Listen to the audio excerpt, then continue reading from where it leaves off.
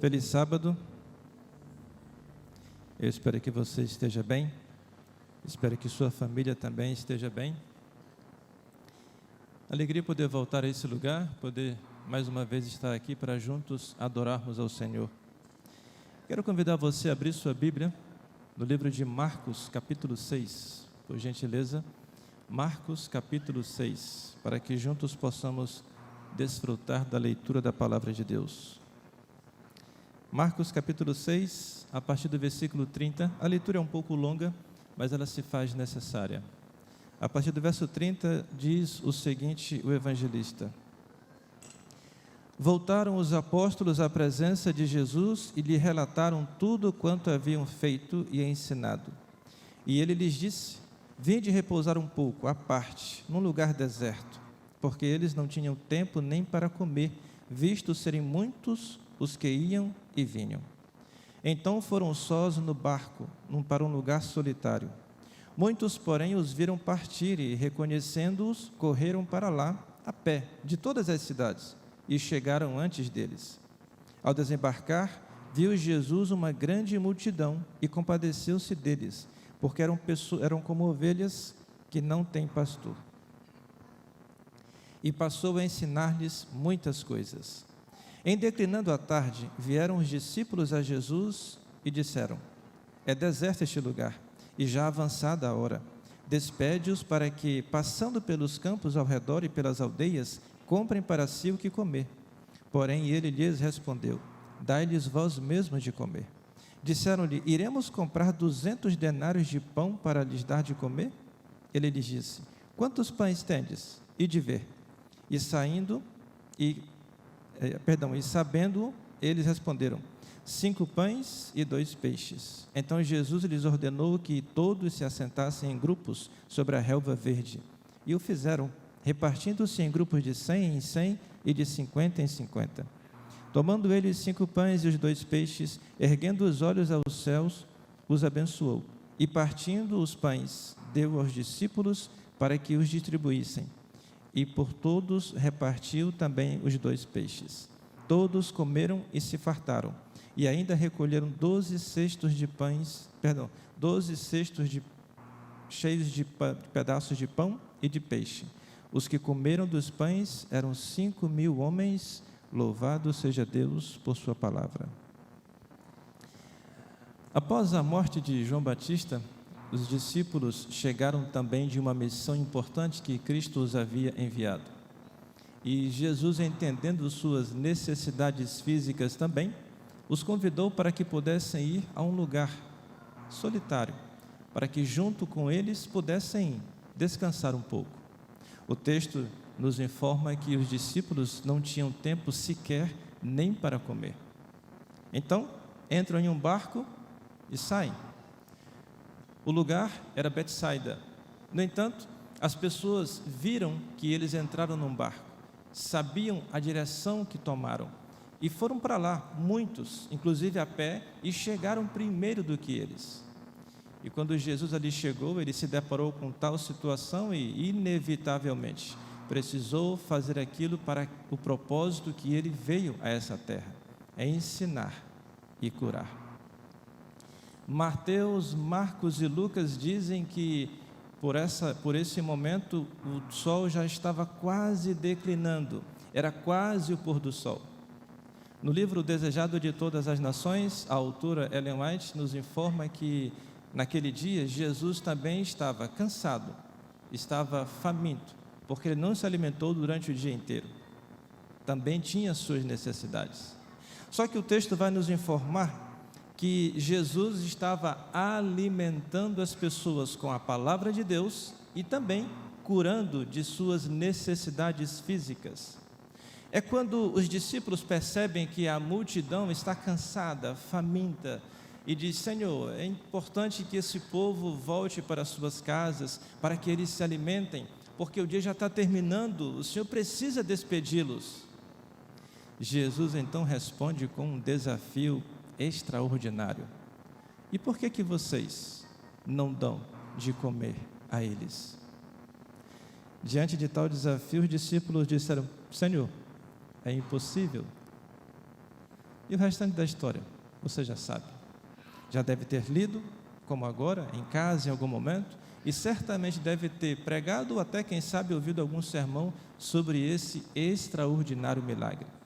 Junto com a ressurreição de Jesus Cristo, é o único milagre que os 4 evangelistas relatam, tamanha a importância desse milagre. E quando nós olhamos para esse milagre, a gente precisa entender que esse milagre ele relembra um pouco o maná, lá no deserto, ainda nos dias de Moisés. Esse milagre também, ele nos faz lembrar aquele episódio entre Elias e a viúva de Sarepta, em que ela foi alimentada por longo período até que a chuva voltasse. Esse milagre também lhe revela algo importantíssimo sobre o lado social do ministério de Jesus Cristo. Porém, nessa ocasião, eu não quero conversar com você sobre o lado social de Jesus. Eu não quero conversar com você sobre o milagre em si. Eu não quero conversar também com você sobre as necessidades que os discípulos tinham ou que viram das pessoas. Eu quero, na verdade, destacar personagens, mas são personagens que estão ocultos, eles não aparecem aqui. Nós não lemos absolutamente nada diretamente relacionado a esses personagens. Quando nós olhamos para o texto, percebemos que alguns personagens se destacam. No entanto, esses 2 que eu quero mencionar, eles são sujeitos ocultos. Eu quero falar com você nessa manhã sobre um jovem, um rapaz que se destaca nesse episódio. Embora Jesus seja o centro de toda a Bíblia, seja o personagem principal nesse milagre e seja o centro das nossas vidas também, mas para esse momento eu quero destacar a intervenção dos pais desse menino. A maneira como os pais dele prepararam ele não só para esse momento, como também, quem sabe, para toda a sua vida. Os personagens que não aparecem e que eu quero destacar são os pais desse garoto, porque eles ensinaram tão bem esse menino que ele se destaca nesse episódio, e não se destaca por sua posição social, não se destaca por aquilo que ele tem, não pela sua fama ou poder, absolutamente. Ele se destaca pelo seu altruísmo e pela sua disponibilidade em servir. Eu acho que você percebeu que eu dei uma entonação forte no servir. Esse menino, quando nós olhamos para o milagre, nós destacamos geralmente as coisas que Jesus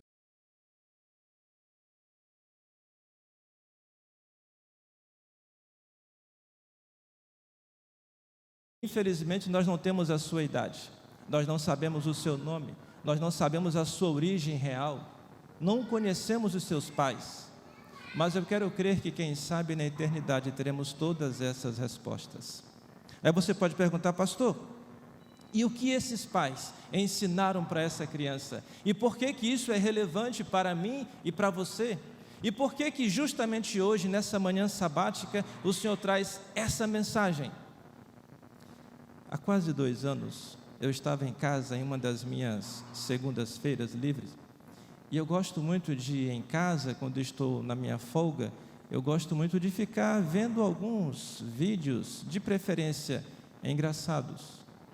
Eu já contei para vocês que eu sou um homem já maduro, mas ainda com o coração meio infantil.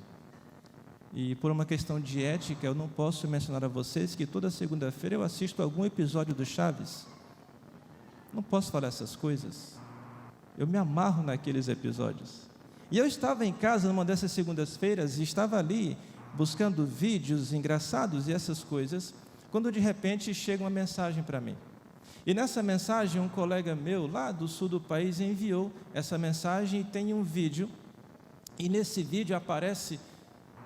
Espera aí, rapidinho, só um detalhe. Eu estou começando a ficar preocupado com vocês, porque eu nem comecei a pregar e só faltam 20 minutos. Mas o pastor Hugo disse que eu posso ir até a hora que vocês aguentarem. No milagre de Jesus, ficaram o dia inteiro, mas era Jesus que estava pregando, não era o pastor Edivar. Bom, e nessa mensagem, nesse vídeo, tinha um cantor do mundo, do Rio de Janeiro, canta rap, estava cantando, era um show. E nesse show que ele estava fazendo, era uma tarde, porque o horário do vídeo, no vídeo apresenta o horário. E por ser à tarde, tinha um público até generoso, digamos assim. Só que a maioria dos participantes nesse show tinham entre 8 e 15 anos de idade. E entre esses que estavam ali assistindo o show, se destaca um garoto de mais ou menos 11 anos de idade. Esse garoto tinha o cabelo pintado cor laranja, ele era moreno, assim como eu, e ele estava em uma situação que me deixou bastante preocupado. Ele se derramava em lágrimas, chorando de forma copiosa, como se tivesse perdido um ente querido, como se estivesse completamente desesperado. No entanto, seus lábios denunciavam que ele, enquanto chorava, balbuciava a letra da música. E isso me chamou a atenção. E eu fiquei chocado. Chocado porque eu passei a me perguntar o que nós estamos fazendo com as futuras gerações. Como pais, o que estamos fazendo para preparar nossos filhos para a eternidade. A sociedade em que estamos inseridos não está preocupada com isso. Pelo contrário, quanto pior parece, melhor. Só que nós, como cristãos, como defensores dos princípios da palavra de Deus, como seguidores de Jesus Cristo, necessitamos nos preocupar com aquilo que será a próxima geração. Aí você pode pensar, pastor, peraí, mas nós cremos que Jesus irá voltar em breve? Sim, eu também creio. Eu até espero que Ele volte em minha geração. Há mais alguém que tem essa esperança também? Eu quero que Ele volte na minha geração, mas eu preciso também pensar, e se Ele não voltar? Como estou preparando o meu filho para a volta de Jesus, para o reino de Deus? Então, vendo esse vídeo, fui despertado e pedi, Senhor, me ajude a preparar algumas mensagens para que eu possa, de alguma maneira, advertir, ensinar, mostrar para a igreja, assim como também especial para mim, qual deve ser o meu papel como pai, como líder, para preparar gerações para se encontrarem com Cristo Jesus.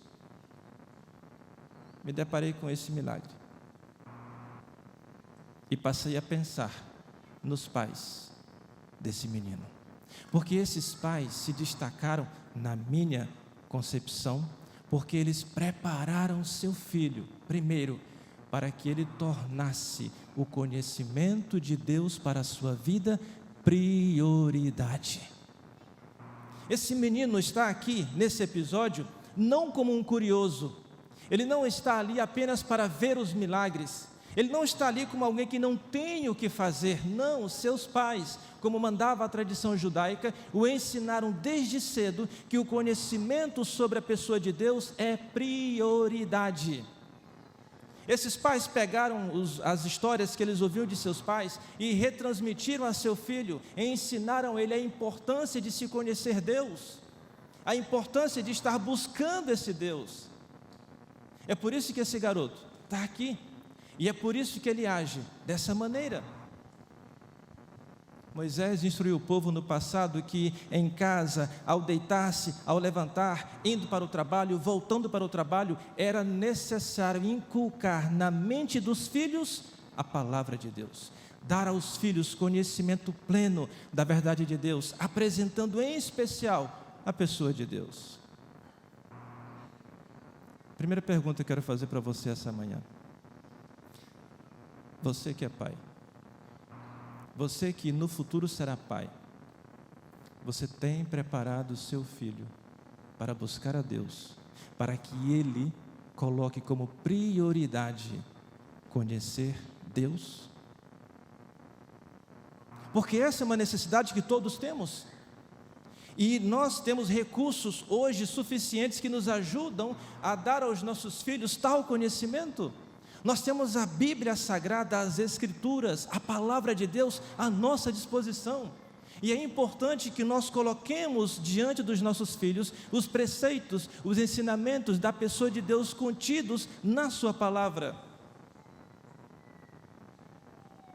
Às vezes eu fico abismado que muitos dos nossos juvenis, quando eu digo nossos, da sociedade como um todo, muitos dos nossos juvenis, pré-adolescentes, adolescentes e até dos nossos jovens, alguns adultos também, eles são conhecedores de muita coisa.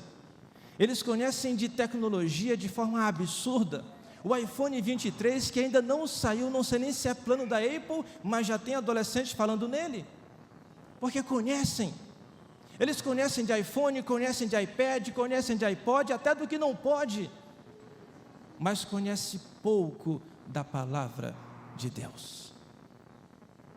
E muito provavelmente, parte da falta desse conhecimento é culpa também dos pais, que não incentivam, que não preparam, que não ensinam, que não motivam seus filhos a tornar o conhecimento de Deus prioridade.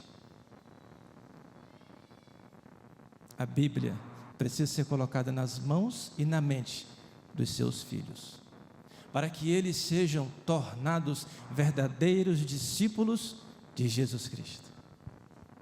Primeira lição que eu aprendi com esse milagre, com esses pais, é que eles deram a seu filho o conhecimento de Deus e disseram: isso na sua vida é prioridade. A palavra de Deus diz que o meu povo perece por falta de novo, meu povo perece por falta de conhecimento. O mesmo autor diz: prossigamos em conhecer Deus. É necessário. Jesus, em João capítulo 17, verso 3, diz: e a vida eterna é esta, que te conheçam a ti, o único Deus verdadeiro, e a Jesus Cristo a quem enviaste. E como é que eu vou conhecer Deus, que eu vou conhecer Jesus, se não agora, mais basicamente, através da Bíblia? Por isso, querido pai, por isso, querido futuro pai, torne o conhecimento de Deus prioridade na vida do seu filho, para que daqui a pouco, quem sabe, ele seja tão altruísta como foi esse jovem. Segundo princípio que eu aprendo: esses pais, eles prepararam seu filho de tal maneira que eles disseram: meu filho, você vai conhecer sobre Deus, isso é prioridade. Agora, com um detalhe importante: vá na fonte certa, busque a melhor fonte. Porque os pais sabiam, naqueles dias já havia algumas distorções de ensinamento sobre o caráter de Deus.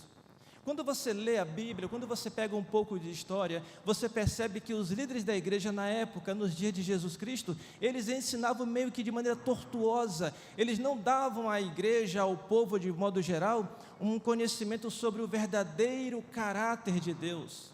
O Deus que era pintado nos dias de Jesus, podemos assim afirmar, era um Deus vingativo, um Deus que se irava com facilidade, um Deus que ele era exageradamente justiceiro. É tanto que você sabe, eles criaram leis para que pudesse limitar os passos do povo. Não podia sequer cuspir dia de sábado. Eram tantas leis que faziam com que a pessoa olhava para Deus como um verdadeiro tirano. Por isso que esses pais, preocupados com o seu filho, disseram: meu filho, você precisa ir numa fonte segura, uma fonte verdadeira. Aí de repente, aparece um galileu, 30 anos, um pouco mais talvez, nesse episódio. E os pais falam assim: meu filho, esse galileu é diferente, esse nazareno é de outro nível, a forma que ele ensina é diferenciada. As pessoas têm falado para mim que ele prega como quem tem autoridade, ele atrai multidões. Quem sabe não seja ele uma fonte segura para se conhecer Deus? Porque as pessoas relatam, Lucas, por exemplo, diz que as pessoas madrugavam para ir assistir Jesus pregar. Olha que tremendo. João capítulo 7, verso 46, os guardas do templo dizem: olha, jamais alguém falou como este homem. E agora os pais, encantados com essa maneira de Jesus ensinar, falam: filho, você precisa ir a esse homem, vá à fonte segura. Eu digo isso porque nos dias em que vivemos, nós temos muitas fontes por aí. Está a um clique, diante de nós, diante dos nossos olhos.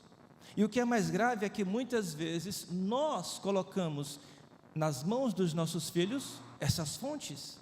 Nós parece que em algum momento, talvez por alguma circunstância da vida, terceirizamos a educação espiritual dos nossos filhos.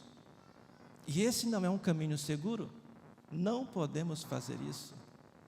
Amados, eu fico abismado quando eu vejo em algumas ocasiões, algumas mensagens que são colocadas em grupos das nossas igrejas, mensagens essas que estão fora daquilo que nós cremos, são fontes rotas, fontes não confiáveis. Um dia desse fazia parte de um distrito, e aí nesse distrito eu tinha algumas igrejas, poucas, eram 19 igrejas. Nessa igreja eu fazia parte de 68 grupos. A minha esposa dizia: meu amor, pelo amor de Deus, como é que tu consegue? Tira o áudio disso, baixa o volume, sai desse grupo. Eu disse: eu já saí de 5, me colocaram de novo, não tem jeito. E nesses grupos, de vez em quando, tinha uns irmãos, umas irmãs, que traziam uma mensagem, um corte de uma pregação, e diziam: olha que mensagem profunda. E era mensagem contrária àquilo que nós cremos. E estava lá nos grupos. E muitas vezes ninguém se manifestava para dizer: olha, essa mensagem não está de acordo com o que nós cremos. Existem muitas fontes onde nossos filhos estão tendo a oportunidade de beber, de se alimentar, de saciar a sua sede. E provavelmente, quando vão lá, saciam sua sede, eles acabam se distanciando de Deus. Por isso, querido irmão, querido amigo, cuidado com a fonte em que seu filho está sendo alimentado. Leve-o para a Bíblia, leve-o a Jesus Cristo através da Bíblia. Ensine você, seus filhos, a andarem de acordo com a vontade de Deus. Afinal de contas, eu creio que você ama tanto o seu filho que deseja que ele seja salvo. Então, coloca ele para se alimentar sempre na fonte correta, fonte verdadeira, segura. Assim os pais desse garoto fizeram. E ele então ficou encantado, foi assistir Jesus pregar. Olha que maravilhoso. Faça com que seu filho torne o conhecimento de Deus prioridade e incentive-o para que ele vá à fonte verdadeira. A terceira lição que eu aprendo com esse jovem, com os pais dele, melhor dizendo, é que eles o prepararam para as adversidades da vida. Eles entenderam que na vida nem tudo é somente flores. Eles ensinaram seu filho que ao crescer ele enfrentaria desafios tremendos. E quando Jesus está chegando a Betsaida e eles descobrem, e seu filho quer ir para lá, o filho chega: mãe, pai, eu quero assistir Jesus pregar, então prepara meu lanche, já está aqui a minha lancheira, é só colocar aqui dentro que eu vou lá para ouvi-lo, para que eu possa aprender um pouco mais. E deram a ele 5 pães e 2 peixes. Se não me falha a memória, me perdoe se eu estiver equivocado, João menciona que eram 5 pães de cevada. Isso me diz que essa família não era uma família de poder aquisitivo alto, porque segundo a tradição, a história confirma isso também, quem se alimentava de pão de cevada, na sua maioria, eram os menos favorecidos, ou seja, eles eram pobres. Mas os pais prepararam um lanche para ele, e disse: vai meu filho. Agora tem um detalhe, advertiu a mãe: meu filho, lá não é igual à comunidade C. Na comunidade C tem hora para começar e hora para... É por isso que eu estou preocupado com esse relógio, eu acho que ele está adiantado. Porque ele só está me dando, ele está dando a vocês só 5 minutos agora.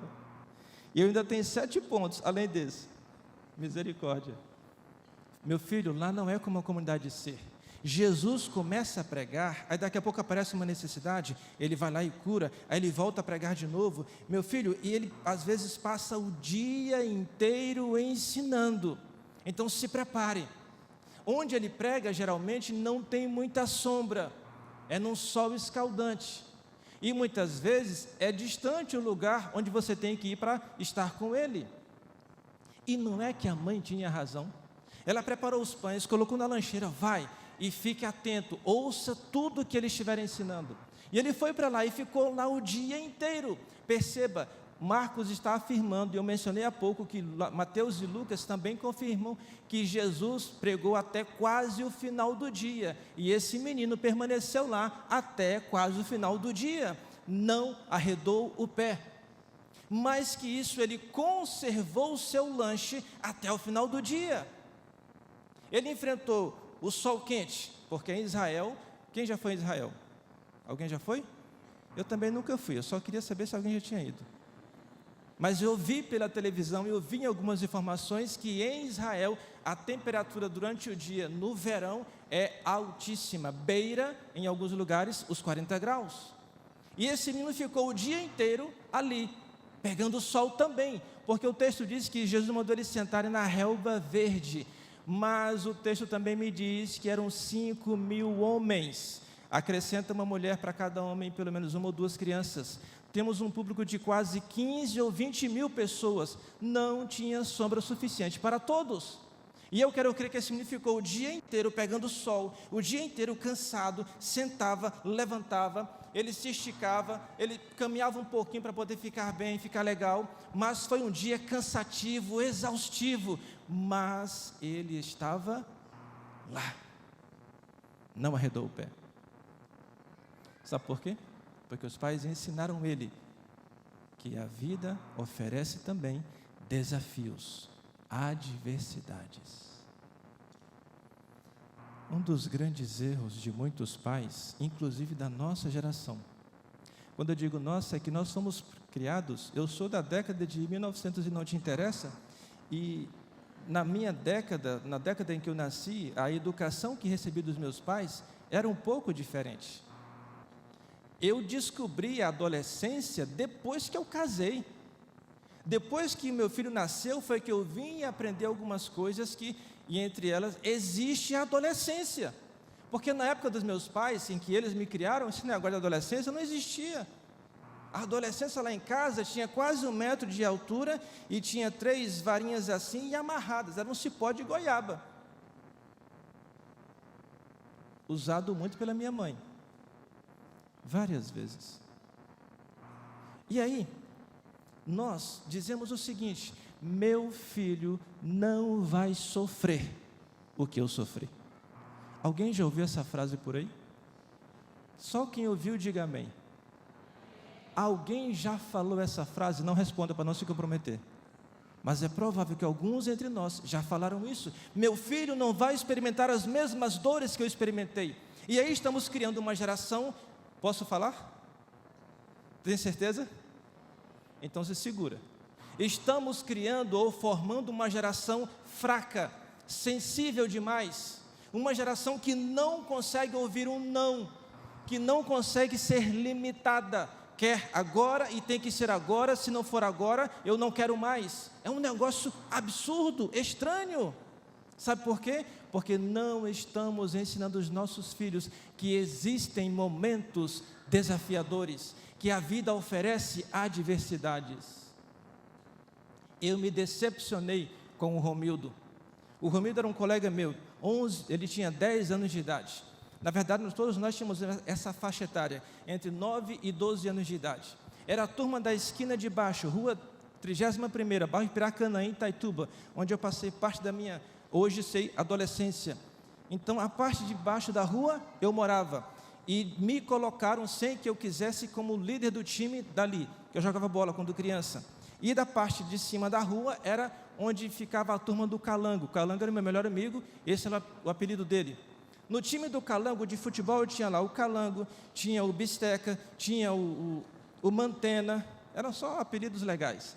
Tinha também o Osfalto, eu não vou falar por que o nome dele era Osfalto, era Osvaldo, mas chamaram de Osfalto. E tinha o Magrelão, tinha o Cara de Zebra, tinha um monte de gente. No meu time tinha o Manelão, tinha o Magricela, tinha aquele personagem do Thundercats, não lembro agora, o Chacal, E tinha outros mais. E o meu apelido era, não vou contar, nem sob tortura. Eu posso contar o que a minha mãe botou em mim.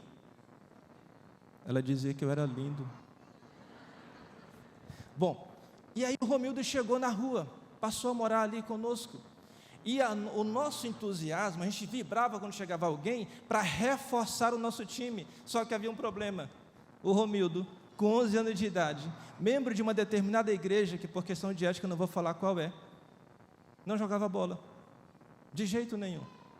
Fiquei decepcionado com ele, disse: Romildo, vamos jogar bola, Romildo? Não, não dá. Aí daqui a pouco a mãe do Romildo sai, são 3 da tarde, sol tinindo, todos nós na rua correndo atrás da bola, e de repente o Romildo lá na janela da casa dele. Eu disse: Romildo, vem, precisa de um. E o Romildo veio. O Romildo correu 2 vezes, ele foi lá embaixo e voltou aqui. Quando ele chegou aqui, ele desmaiou. Imagina o nosso desespero, semelhante ao seu agora, porque o relógio diz que já passou 1 minuto do meu prazo. O Romildo desmaiou, e ficamos desesperados, e aquela angústia, chama papai e mamãe ou não chama? Porque se chamar, vai acabar com o futebol, se não chamar, o Romildo pode morrer. E ficamos nessa angústia, alguém lembrou: joga água. Pegaram um balde de água, despejaram todo no rosto do Romildo, ele acorda. E por que eu estou contando essa história? Porque a mãe do Romildo, por proibi-lo de jogar futebol, permitiu que ele não tivesse seus músculos exercitados, não tivesse um pulmão saudável. O Romildo pouco caminhava, pouco saía de casa, pouco pegava sol. Porque muitas vezes, na tentativa de proteger os nossos filhos, nós limitamos seus passos, não os ensinamos como deveríamos. Os pais desse menino disseram: a vida tem adversidade. Eu penso que ele guardou o seu lanche até o final pensando: a volta para casa é longa, se eu sentir mais fome ainda, eu como para voltar, para me fortalecer, como Elias foi fortalecido pelo alimento que veio do céu e caminhou 40 dias, com esses pães e peixes eu consigo andar bastante. Ensine seu filho que a vida também tem desafios, inclusive na própria igreja. Em todos os ambientes há desafios e adversidades. Não ensine seu filho a ser fraco, torne-o forte. Ele pode até ter sensibilidade, ele não pode ser sensível demais. Tinha muitas coisas para falar, mas não sei se vocês suportam ainda. Só quem suporta, diga amém. Quem não suporta, nem diga nada, fique quieto. 4ª lição: esses pais prepararam seu filho a permanecer na presença de Deus. Já mencionei, disseram: filho, Jesus demora muito a pregar, mas você tem que estar lá na presença dele, fica perto, não se afasta, só sai quando terminar. E o menino passou o sermão de Jesus inteiro ouvindo atentamente, cada palavra, cada ensinamento, cada tipo de doutrina que Cristo ensinava, esse menino ouvia, absorvia e aprendia, e não arredou o pé, ficou lá o tempo todo e o tempo inteiro, até o último minuto. Os diáconos, na verdade os discípulos: gente, vamos embora. Ele: não, só saiam no cisco, só quando Jesus terminar, enquanto não terminar, eu permaneço aqui. E o que nós fazemos em nossos dias? Eu posso falar? Posso mesmo? A gente quer chegar tarde na escola sabatina e sair cedo do culto divino. É ou não é? É ou não é? Não venha querer me enganar não, porque eu também faço isso de vez em quando. Estou falando com autoridade. Chegamos tarde aos cultos e queremos sair cedo. E o que é mais engraçado é que esse menino, ele ficou ali. Pensa comigo, eram quase 20.000 pessoas, só pensa comigo, o dia está terminando, Jesus fala assim: vão lá e vejam quantos pães temos. Amados, rapidamente André encontrou o menino. Alguém pode pensar, pastor, talvez fosse parente, pode até ser que seja, mas o que me chama a atenção é que ele encontrou com facilidade. Isso me diz que esse menino estava mais ou menos perto do palco. Ele não estava lá no fundão, ele estava ali perto, porque ele queria permanecer na presença de Jesus. Na maioria das nossas igrejas, a gente não gosta de sentar nas primeiras fileiras. Alguém já foi em alguma programação lá do Canaã? Alguém já foi? Deixa eu ver as mãos. Aí você está na programação do Canaã, ali sentado, ouvindo o pastor Fábio pregar, ouvindo o pastor Emerson, ouvindo outros convidados, e aí de repente você olha um pouquinho para trás. Tem um piqueiro de gente lá atrás e lá fora, passeando para cima e para baixo, com o celular e outras coisas mais. É verdade ou não é? É verdade. Mas não estão atentos à programação, não estão conhecendo o que a igreja está oferecendo a eles para esse ano. E aí daqui a pouco, esse exemplo vai ser levado aos nossos filhos. Eles aprenderão que não se precisa dar importância ao que se é falado lá na frente, porque eu posso ficar aqui atrás. Eu estou só com o corpo presente, mas a mente está sabe Deus onde. E eu não vou falar de jeito nenhum de quem compra lá antes do sol se pôr. Não vou falar isso. Ensine seu filho a permanecer na presença de Cristo. Ele tem que saber que o conhecimento de Deus é prioridade. Ele tem que saber que a fonte segura é a Bíblia e Jesus Cristo. Ele precisa saber que na vida vai ter desafios, mas ele sabe que só vencerá se estiver na presença de Jesus. Por isso que ele permaneceu. Por isso que ele estava lá. Ensinemos nossos filhos a permanecer na presença de Jesus. Última lição para esse momento. Tinha mais coisas, mas vou respeitar o tempo. Quer dizer, a prorrogação do tempo. Última lição que eu aprendo com esses pais. Amados, que lição preciosa. Esses pais ensinaram seu filho a compartilhar as bênçãos de Deus. Porque Cristo disse, vão em busca de algum pão. André corre ali, corre acolá e encontra esse menino e fala, ei, tu tem o que aí? Na minha lancheira tem 5 pães e 2 peixes. Tu pode me emprestar? E voluntariamente ele entrega. Eu quero crer que André disse, vem aqui comigo, leva esses pães para Jesus. E ele então deu os pães a Jesus Cristo. E quantas lições podemos aprender só nessa atitude? Muitas, mas eu quero me concentrar nisso, compartilhar as bênçãos. Era seu lanche, era quem sabe talvez a sua última refeição do dia, era aquilo que talvez o fortaleceria para voltar para casa. Talvez fosse ali resultado de esforços de seus pais, trabalho pesado, para que pudesse separar para ele aquele lanche especial. Era tudo que ele possuía naquele momento, mas ele voluntariamente compartilhou. Simplesmente deu.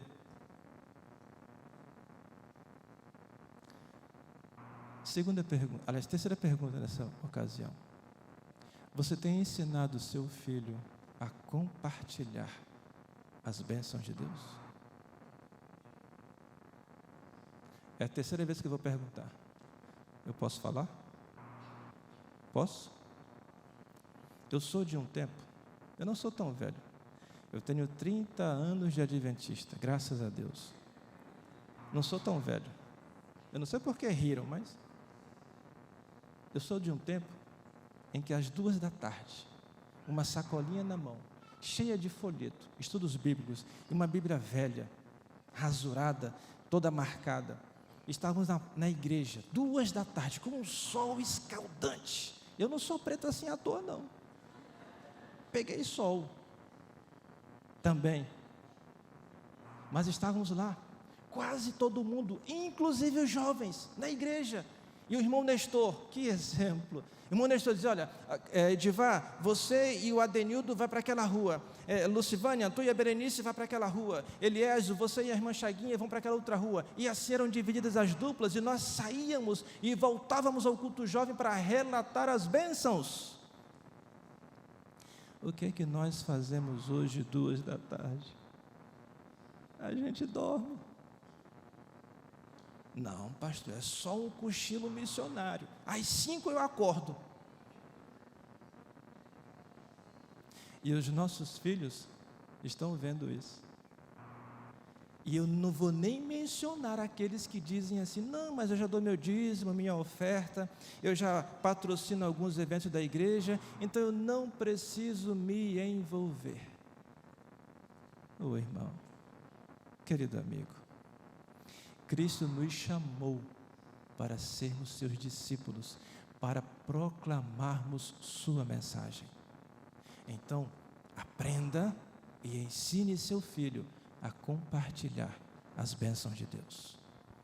Esse pão desse menino pode muito bem representar para esse contexto nosso o pão espiritual, a palavra de Deus que deve ser compartilhada por todos nós. Agora um detalhe importante. Tudo isso que falei para vocês só pode ser colocado em prática se você, querido pai, se você, querida mãe, estiver preparado para ensinar seu filho. Os conceitos, a teoria é magnífica, e até posso dizer para você que funciona, porque experimentei isso com meu filho. Funciona, mas é preciso que nós sejamos ou estejamos preparados. Pastor, e como é que eu me preparo como pai para ensinar meu filho? Número 1, aprenda você a colocar o conhecimento de Deus como prioridade em sua vida. Aprenda você a ir à fonte segura, certa, a palavra de Deus. Aprenda você que você enfrentou desafios e adversidades e que você precisa agora, ainda nessa vida, continuar enfrentando os mesmos desafios ou talvez outros e adversidades. Aprenda também a permanecer na presença de Jesus. E aprenda a compartilhar a palavra de Deus. Mas isso tudo só é possível quando nós temos a unção do Espírito Santo. E para tanto, peçamos o Espírito Santo para nós pais. Para que eu consiga fazer isso, é preciso que eu tenha como pai compromisso com Deus, com a sua palavra, com o meu filho e com a missão de Deus nessa terra. Se não tiver compromisso, a teoria é magnífica, mas não vai adiantar. Eu preciso estar comprometido. E em terceiro lugar, eu preciso ter um coração voluntário para entregar-me completamente a Cristo e deixar que Ele conduza a minha vida. Fazendo isso, eu conseguirei preparar meu filho para o reino de Deus. No céu, teremos algumas surpresas. E eu quero crer que talvez encontremos esse menino e seus pais. Mas aí, para que eu possa encontrá-los lá, eu preciso estar lá. Para que você os encontre lá, você também precisa estar lá. E nesse momento, eu não vou apelar ao seu coração para que você entregue sua vida a Jesus Cristo. Não vou fazer isso. Eu vou apelar para que você se comprometa diante de Deus, que você vai preparar seus filhos para a eternidade. Porque uma vez que você prepara seus filhos, você também estará sendo preparado. Por isso que nesse instante, eu quero ver os pais, eu quero ver as mães, que estão dispostos a erguer suas mãos aos céus e dizer: Senhor, eu me comprometo diante de Ti, que a partir de hoje, caso tenha falhado em algum momento, a partir de hoje, eu vou preparar meu filho para a eternidade. Posso ver sua mão, pai, você que está disposto a fazer isso? Posso ver sua mão, mãe, você que também está disposto a fazer isso? A preparar seu filho para a eternidade? Mais que isso, pai e mãe, você tem condições e coragem de se colocar em pé e dizer: Senhor, eu estou aqui levantando-me em Tua presença, para que eu possa, com a Tua ajuda, preparar meu filho ou meus filhos para a eternidade. Louvado seja Deus. Um dia Jesus pedirá conta dos nossos filhos. Não pedirá somente a eles, pedirá também de nós. E é preciso que nós estejamos preparados para respondê-lo à altura. Eu vou orar nesse instante. para que Deus, em sua infinita bondade, possa conceder a cada um daqueles que se levantaram sabedoria para que conduza seus filhos nos caminhos do Senhor. Após a oração, o culto não termina. Teremos uma cerimônia importante logo em seguida. Feche seus olhos. Falemos com Deus. Querido Deus, obrigado, Pai eterno. Obrigado porque em Tua palavra temos um exemplo tão sublime, em que Tu, de alguma forma, preparou o casal, pai dessa criança, para que ele pudesse, de alguma maneira, também ser útil para a sociedade, nesse contexto do milagre. Obrigado, Senhor, porque ao longo da história, Tu tem preparado homens e mulheres para que ensinem, eduquem, dirijam os filhos para a eternidade. E aqui agora, Senhor, nós nos colocamos em pé, respondendo ao Teu chamado, porque nós queremos nos comprometer diante do Senhor, que a partir de hoje faremos o possível, aquilo que está ao nosso alcance, para preparar nossos filhos para a eternidade.